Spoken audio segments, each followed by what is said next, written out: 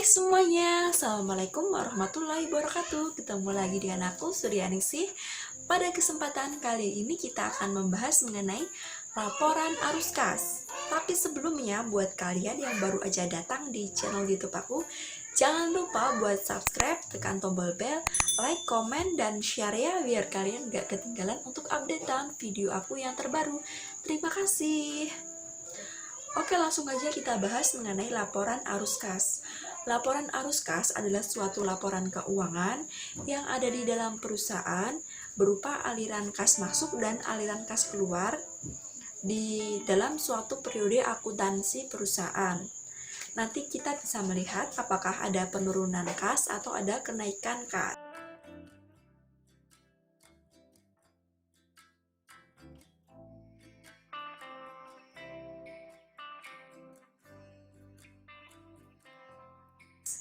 Laporan arus kas mengandung dua macam aliran atau arus kas. Yang pertama yaitu mengandung aliran kas masuk, yang kedua adalah aliran kas keluar. Untuk yang aliran kas masuk itu terdiri dari beberapa aliran, yaitu yang pertama penerimaan kas dari penjualan barang dagang atau jasa, yang kedua penagihan atas piutang perusahaan kepada pelanggan, yang ketiga yaitu adalah penjualan aset tetap. Karena adanya penjualan aset tetap, maka perusahaan akan menerima uang.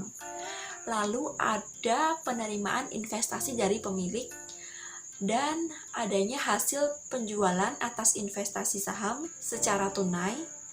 Lalu ada penerimaan pinjaman atau hutang dari pihak lain, dan yang selanjutnya yaitu adanya penerimaan sewa atau pendapatan di luar usaha. Jadi yang aku sebutin itu tadi adalah aliran kas masuk yang ada di dalam perusahaan. Yang selanjutnya yaitu aliran kas keluar. Ini terdiri dari beberapa aliran. Yang pertama yaitu pembayaran atas beban usaha perusahaan atau operasional sehari-hari perusahaan. Yang kedua yaitu pembayaran utang atas kewajiban perusahaan. Lalu ada pembayaran atas pembelian aset tetap, lalu ada yang selanjutnya yaitu pembayaran atas kembali investasi dari pemilik usaha, lalu ada pembayaran pajak, dividen, pengambilan prive oleh pemilik. Nah, itu tadi yang aku sebutin adalah aliran kas keluar yang ada di dalam perusahaan. Menurut PSAK atau Pernyataan Standar Akuntansi Keuangan nomor 2 tahun 2002 halaman 9, laporan arus kas itu harus melaporkan kas selama satu periode akuntansi yang diklasifikasikan menurut kegiatan operasional, investasi, dan pendanaan. Nah, di sini kita akan membahasnya satu persatu mulai dari aktivitas operasi.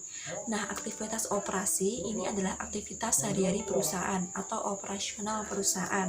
Kalau kita lihat dari kas masuk, misalnya yaitu adanya penerimaan uang atas penjualan barang dagang, lalu ada penerimaan bunga atas simpanan, lalu ada dividen atas investasi saham. Dan kalau misalnya aliran kas keluar dari operasional itu ada pengeluaran kas untuk pembayaran utang kepada pemasok, lalu kepada karyawan yaitu untuk membayar gaji, lalu ada pembayaran bunga pinjaman dan pembayaran pajak. Selanjutnya yaitu aktivitas investasi. Nah, aktivitas investasi ini kita bisa melihat yaitu adanya penambahan atau penurunan aset tetap. Lalu ada apakah perusahaan itu memberikan pinjaman ke pihak lain. Nah, ini bisa dimasukkan ke investasi karena perusahaan menginvestasikan uangnya untuk diberikan kepada pihak lain, yaitu berupa pinjaman uang ke pihak lain yang bisa diakui oleh perusahaan sebagai piutang. Kalau kita lihat di aliran kas masuk, nah itu terjadi misalnya perusahaan menjual aset tetap seperti tanah, gedung, kendaraan, mesin. Lalu kalau misalnya perusahaan itu menjual, kan perusahaan menerima uang, nah itu bisa masuk ke aliran kas masuk. Lalu untuk yang aliran kas keluar di dalam aktivitas investasi, ini bisa kita lihat dari adanya pembelian aset tetap. Kalau perusahaan membeli kan berarti perusahaan itu mengeluarkan uang untuk pembelian aset tetap tersebut. Lalu ada juga yaitu perusahaan memberikan suatu pinjaman ke pihak lain. Nah, itu bisa masuk ke investasi. Yang selanjutnya yaitu aktivitas pendanaan. Nah, namanya aja pendanaan. Nah, kita bisa menyimpulkan aktivitas pendanaan ini berkaitan dengan adanya pendanaan perusahaan, yaitu permodalan. Aktivitas pendanaan ini yaitu meliputi suatu kegiatan oleh perusahaan untuk memperoleh suatu adanya pinjaman dan modal perusahaan. Ini dilakukan oleh perusahaan terhadap investor dan kreditur supaya perusahaan bisa memperoleh uang untuk mempertahankan kelangsungan bisnisnya. Misalnya nih, kita lihat di aliran kas masuk. Nah, perusahaan ini akan menerima uang jika perusahaan melakukan peminjaman kepada pihak lain, yaitu kreditur. Bisa bank, bisa pihak lain yang bisa dipinjamin uangnya. Lalu untuk yang kas keluar, ini misalnya perusahaan melakukan pembayaran atas utang yang dilakukannya. Kalau untuk yang pelunasan utang itu hanya meliputi pokok pinjamannya saja, tidak termasuk bunga. Kalau yang pembayaran bunga ini udah masuk ke aktivitas operasional, bukan aktivitas pendanaan. Pendanaan sebatas pembayaran pokok pinjaman saja.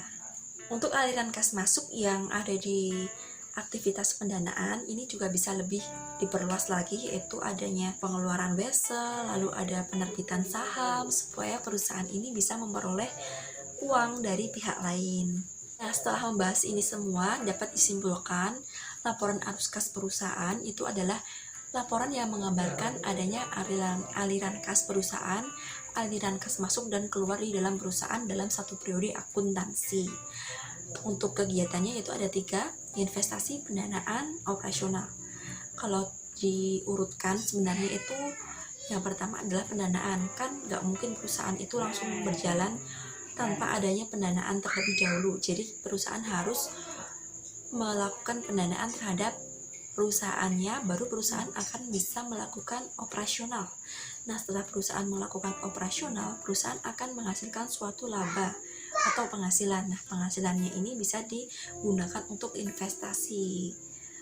Selain untuk investasi juga bisa digunakan untuk kelangsungan hidup perusahaan tersebut gitu. Tapi kalau menurut PSAK, pernyataan standar akuntansi keuangan itu urutannya adalah operasional, investasi, dan pendanaan.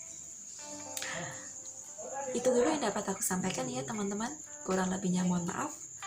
Dan jangan lupa buat subscribe, tekan tombol bell, like, dan komen, share juga, biar kalian gak ketinggalan untuk updatean video aku yang terbaru, sekaligus untuk perkembangan channel YouTube aku. Terima kasih. Assalamualaikum warahmatullahi wabarakatuh. Dadah.